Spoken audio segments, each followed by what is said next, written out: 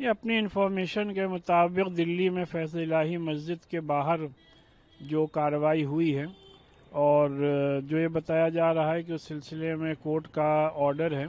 تو بہتر طریقہ یہی تھا کہ پہلے جو بھی کنسرنڈ پارٹیز ہیں ان کو ایڈمنسٹریشن کو بٹھا کر کے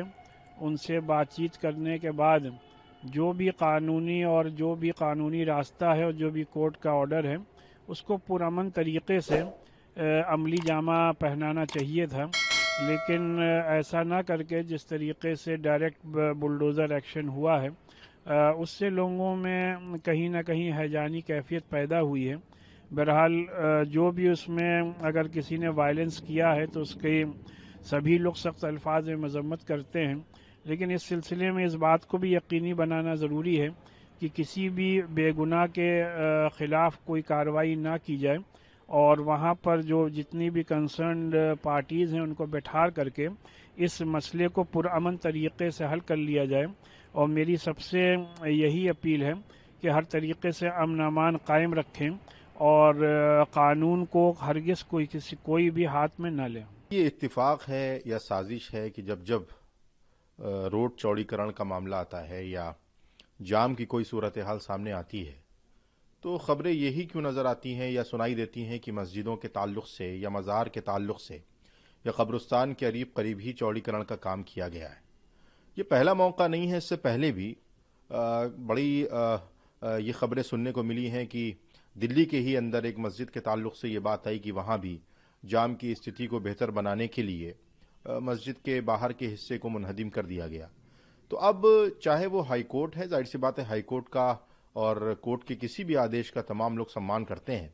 لیکن کیا کورٹ کے آرڈر میں صرف یہی بات ہوتی ہے کہ جہاں پر مسجدیں ہوں، جہاں پر مزاریں ہوں یا جہاں پر قبرستان ہوں انہی جگہوں پر انہدامی کارروائیاں کی جائیں، اور باقی پوری دلی میں بہت سی جگہ جام لگتا ہے؟ ہمارے اور دوسرے اضلاع میں، دوسرے ضلعوں میں بہت سی خبریں آتی ہیں جام کی صورتحال کو لے کر، لہذا اگر تمام جگہ پر ایک ہی پیمانے کے تحت کارروائی کی جائے تو اس پر کسی کو اعتراض اور شک اور شبہ نہیں ہوگا۔ جہاں تک پتھراؤ کا تعلق ہے تو یقینی طور پر قانون کو ہاتھ میں لینا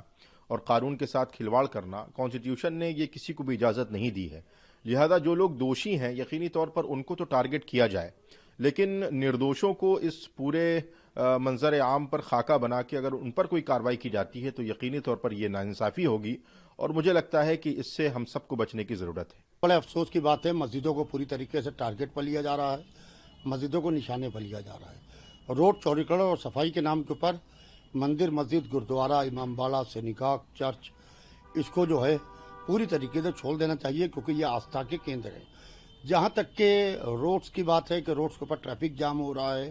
تو جہاں تک میں سمجھتا ہوں کہ پورے ہندوستان میں ٹریفک کا ایک ہی حال ہے، جو حال لکھنؤ میں ہے وہی کانپور میں ہے، وہی الہ آباد میں ہے، وہی بنارس میں ہے، وہی دلی میں ہے، وہی ممبئی میں ہے۔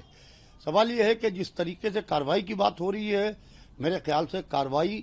ان لوگوں پر ہونا چاہیے ہے جن لوگوں نے باقاعدہ ہستچھیپ کیا اور پوری طریقے سے پتھر بازی کی ہے۔ بے خطا اور نہتے مسلمان جو پوری طریقے سے کسی اس میں ملوث نہیں ہے، اگر ان کے اوپر کارروائی کی گئی تو یہ ایک انصاف اور نیائے نہیں ہوگا۔